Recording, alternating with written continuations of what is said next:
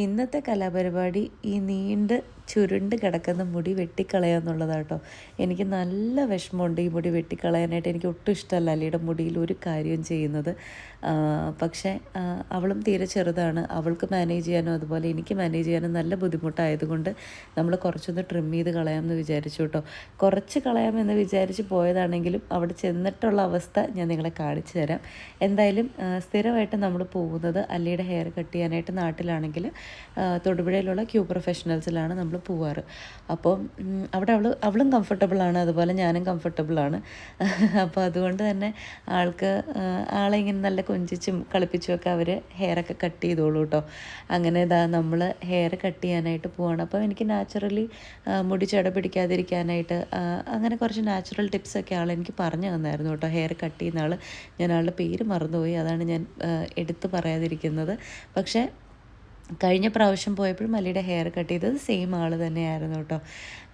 അവൾ ഇടയ്ക്കിടയ്ക്ക് എന്നെ ഇങ്ങനെ നോക്കുന്നുണ്ട് ഞാനവിടെ ഇരിപ്പുണ്ടോ എന്നൊക്കെ. അപ്പോൾ ഞാനിങ്ങനെ സങ്കടപ്പെട്ടാണ് ഞാൻ ഇരിക്കുന്നത്. അയ്യോ ഈ മുടി എപ്പോൾ പോകുമല്ലോ. കാരണം നമ്മൾ കുളിച്ച് കഴിഞ്ഞാൽ അവരിങ്ങനെ ഇങ്ങനെ നിവർത്തി ഇങ്ങനെ കാണിച്ചിട്ട് എൻ്റെ അടുത്ത് പറഞ്ഞു, അയ്യോ നല്ല നീളമുണ്ട് കേട്ടോ മുടിക്ക്, അപ്പോൾ എന്തോരം കട്ട് ചെയ്യണം എന്ന് പറഞ്ഞപ്പോൾ പിന്നെ ഞാൻ ഓർത്തു എന്നാൽ കുറച്ച് നാളത്തേക്ക് കുറച്ച് മുടി കുറഞ്ഞ് കിടന്നോട്ടെ, മുടിയല്ലേ അപ്പോൾ എന്തായാലും നീണ്ട് വന്നോളുമല്ലോ.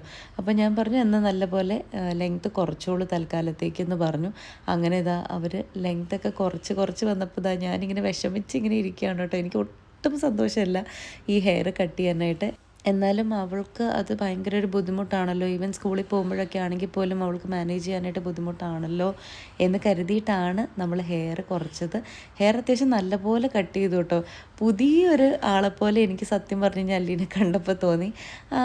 അല്ലീൻ വലിയ കുഴപ്പമൊന്നുമില്ലായിരുന്നു കേട്ടോ. ഷി വാസ് ഹാപ്പി, ഭയങ്കര ഹാപ്പി ആയിരുന്നു ആൾ. എന്തായാലും ഇനി ഞാൻ പറഞ്ഞു താഴെ നമുക്ക് പോയിട്ട് അച്ഛനെയും ഒക്കെ കാണിച്ചു കൊടുക്കാം ഹെയർ കട്ട് ചെയ്യുന്നത്. അപ്പോൾ അതിൻ്റെ മുന്നേ ഞാൻ പറഞ്ഞു ഒന്ന് പോസ് ചെയ്യുക, ഇങ്ങോട്ട് തിരിഞ്ഞ് നോക്കണേന്നൊക്കെ പറഞ്ഞു കഴിഞ്ഞപ്പോഴത്തേക്കും ആൾ എൻ്റെ അടുത്തൊരു മുകളിലോട്ട് കയറിപ്പോട്ടെ അമ്മ. ഞാൻ പറഞ്ഞു മുകളിലോട്ട് കയറി പോകണ്ട, അവിടെ ചെന്നിട്ട് പോസ് ചെയ്തിട്ട് നമുക്ക് ഫോട്ടോസും വീഡിയോസും ഒക്കെ എടുക്കാട്ടോ എന്ന് പറഞ്ഞു. അപ്പോൾ അങ്ങനെ വീഡിയോ എടുക്കാതെ പറഞ്ഞു കഴിഞ്ഞപ്പോഴത്തേക്കും ആൾ പോസ് ചെയ്യുന്നതാണ് കേട്ടോ ഇപ്പോൾ കാണിക്കുന്നത്. ഭയങ്കര പോസിങ് ആയിരുന്നു. എന്തായാലും അവിടെ ചെന്നിട്ട് അവരുടെ റിയാക്ഷൻ കാണാതെ